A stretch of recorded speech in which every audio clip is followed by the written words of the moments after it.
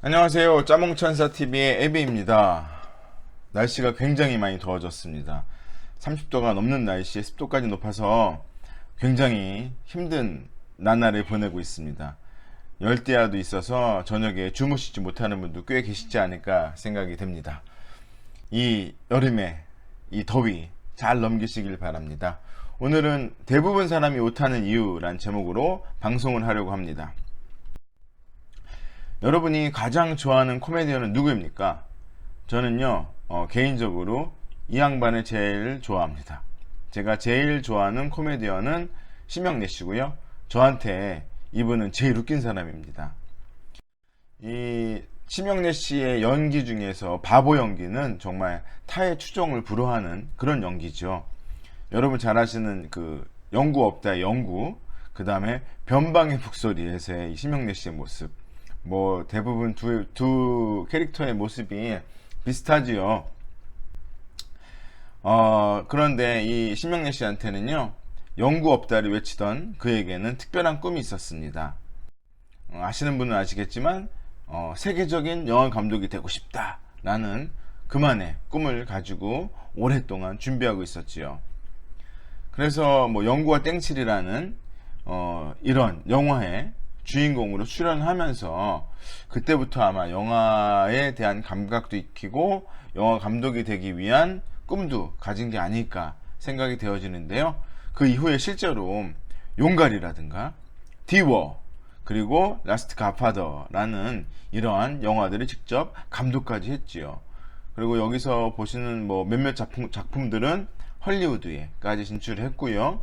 우리나라에서는 또 굉장히 좋은 기록을 만들어낸 영화도 있습니다.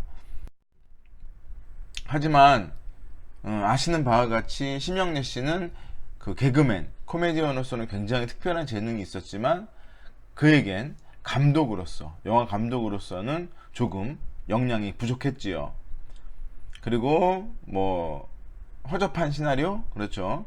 우리나라에서 구현하기에는 좋게 말해서 조금 시나리오가 너무 방대했다고 해야 되나, 담고 있는 이야기가 너무 심오했다고 해야 되나, 또 나와 있는 그 용이라든가 뭐 용가리 이런 캐릭터들에 대한 묘사라든가 컴퓨터 그래픽이 조금 부족했던 부분도 분명히 있었습니다.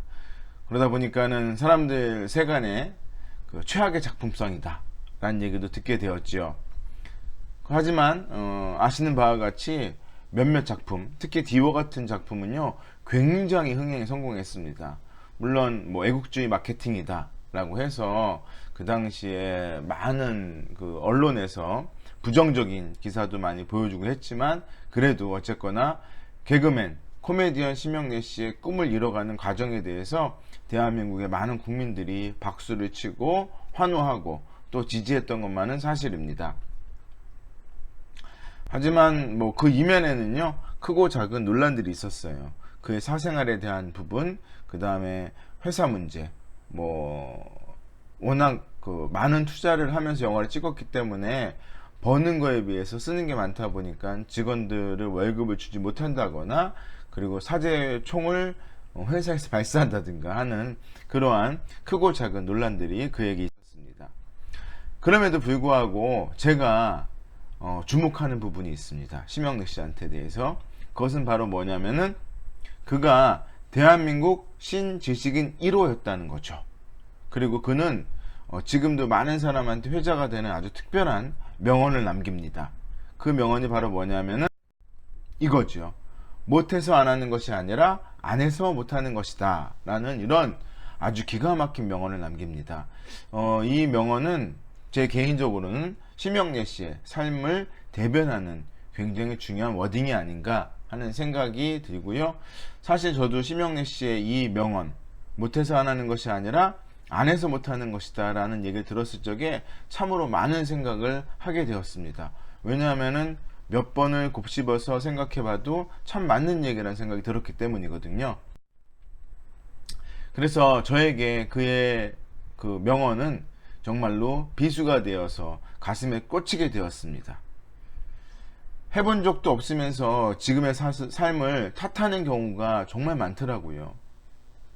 나는 뭐 때문에 안 돼? 뭐 때문에 안 돼? 무엇이 부족해? 이 환경이 안 좋아. 또 부모님이 잘 밀어주지 못했어. 뭐 이러한 제 개인적으로 자꾸 잘 안 되고 못하는 거에 대한 변명과 탓을 찾고 있더라는 거지요. 결국 저는요, 우리가 대부분 알고 있는 이솝우화 속에 그 여우였다는 겁니다. 어떤 여우입니까? 그렇죠. 신포도.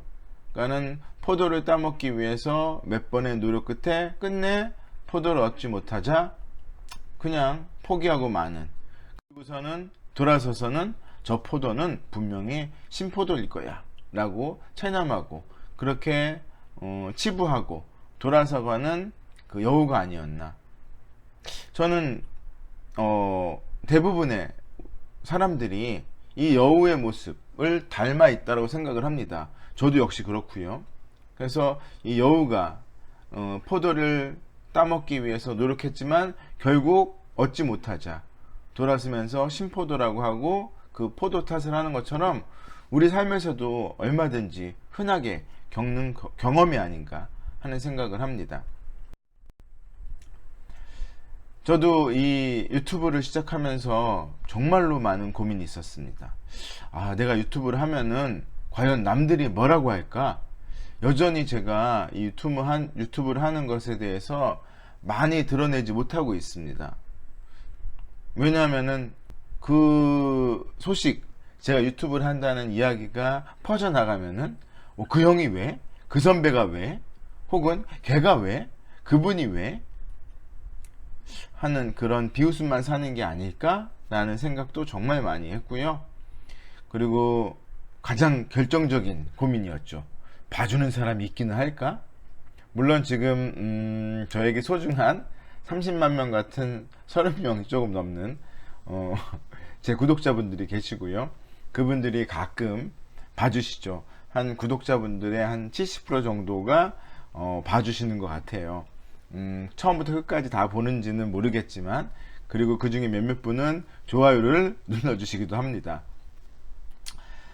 정말로 제가 유튜브를 할 적에 많은 갈등과 망설임을 가지고 있었습니다. 정말로 그랬거든요. 하지만 저는 마음을 먹었죠. 모든 부정적인 생각을 과감히 깨버리고 하자. 내 인생을 남의 눈치만 보고 살 수는 없지 않느냐. 내 인생은 나의 것이니까 내가 하고 싶은 대로 하자. 이런 생각을 하고 과감하게 유튜브를 시작하게 되었습니다. 이제 한 2달이 조금 넘는 3달이 다 되어 가는데요. 여전히 구독자는 많지 않고 봐주시는 분도 많지 않고 하지만 그래도 뭡니까, 매주 월요일날 때가 되면은 업로드를 하기 위해서 컴퓨터 앞에 습니다. 그리고 미리 준비한 이 대본, 원고, 파워포인트 이 자료들을 검토하고요. 그 다음에 나름 속으로 몇 번씩 연습을 하고서 이 컴퓨터 앞에 쓰게 되는데요. 정말로 첫 방송은 정말 어려웠습니다. 그 무게감이라고 해야 될까요? 그 다음에 나는 유튜브를 어떠한 컨텐츠를 가지고서 계속 해나갈 것인가에 대한 그 소재를 찾아야 되는 부담감, 그리고 어떤 방식으로 이 방송을 할 것인가, 얼굴을 드러내야 될 것인가 아니면 드러내지 않고 해야 될 것인가. 그렇지 않아도 보니까는 얼굴을 보이지 않고도 방송하는 유튜버들이 굉장히 많으시더라고요. 그리고 제 허접한 실력이지만 어쨌거나 파워포인트로 이런 자료를 만들 수가 있고, 그 자료를 보여주면서 음성을 녹음해 가지고서 동영상 파일로 만들어서 유튜브에 올리는 방식 등 이런 것들을 배워가고 알게 되면서 이제 하나하나 이제 유튜브를 하게끔 준비를 하게 되었죠. 근데 지금도 적응이 안 되는 거는요, 저의 낯선 목소리입니다. 녹음된 상태에서의 본인의 목소리 들어보신 적 있으시죠? 굉장히 괴리감 느껴지지 않습니까? 처음 방송을 하고 난 다음에 제가 녹음한 내용을 들어보니까요, 제가 아닌 사람이 얘기를 하고 있더라는 거죠. 지금도 여전히 제 목소리가 낯섭니다. 본인이 느끼는 자기의 목소리와 타인이 느끼는 나의 목소리는 다른 거죠. 근데 분명한 건 뭐냐면요. 제가 느끼는 저의 목소리가 더 좋은 것 같아요. 제가 방송에서 나오는 저의 목소리 굉장히 낯설고 별로 안 좋은 것 같습니다. 이러한 등등등의 참 어려움들이 있었고요. 하지만 끝끝내 결국에는 그래도 하는 것이 중요하다는 생각을 하게 되었습니다. 그리고 지금 이 방송을 하고 있는 거지요. 마치 전날 저녁 늦은 시간에 쓴 연애 편지를 다음날 보내지 못하는 것처럼 전날 저녁 굳게 다짐하고 마음먹은 많은 것들이 다음날 아침에와 함께 사라지고 마는 경우들이 많이 있죠. 아마 제 방송을 보시는 몇몇 분들, 그리고 앞으로 봐주실 분들도 아마 이 얘기에 고개를 끄덕끄덕 하고 계시지 않을까 생각. 안타까운 얘기지만 결국 우리는 결단의 뱀파이어인 것 같습니다. 전날 저녁에 굳게 다짐했지만 다음날 아침이 되면은 싹 잊어버리고 다시 처음으로 돌아가는 결단의 뱀파이어들. 캐나다에 산속에 사는 새가 있대요. 아시는 바와 같이 뭐 캐나다는 워낙 산도 많고요, 물도 맑고, 그 다음에 광활하고 아름다운 그 자연 그대로의 모습을 갖고 있는 걸로 유명하지 않습니까? 그 캐나다의 산속에 바로 내일은 집들이라는 이름으로 칭한다고 합니다. 원주민들은 그 새를 그렇게 부른다고 해요. 그 새는요, 해가 있는 시간에는 너무 맑은 목소리로 노래하며 놀다가 밤이 되어 기온이 뚝 떨어지면 나뭇가지에 앉아 내일은 놀지 말고 꼭 집을 지어야지 하고 다짐을 한대요. 하지만 다음날 다시 해가 밝아오면은 언제 그랬냐는 듯이 있고서 또 신나게 노래하며 놀기만 한다는 거예요. 그리고 다시 밤이 찾아오면 집을 짓지 않고 보낸 하루를 후회하고 내일은 깊이 있고 꼭 집을 지어야지 라고 다짐을 한다는 거죠. 하지만 다음날 해가 뜨고 또 기온이 올라가면 전날 밤에 굳은 결심은 있고 다시 노래를 한다고 합니다. 결국 어느 기온이 뚝 떨어진 밤을 보내고 나면 그새가 머물던 나무 아래에서 그새의 주검을 발견하게 된다고 합니다. 이 이야기가 그새의 이야기라고 생각하십니까? 이 새의 모습에서 나의 모습을 본다면 분명히 당신은 지금 해야 할 일이 있는 것입니다. 그 시작이 대단하고 거창할 필요는 없습니다. 그 결과 역시 다 좋아야 하는 것도 아니라는 거죠.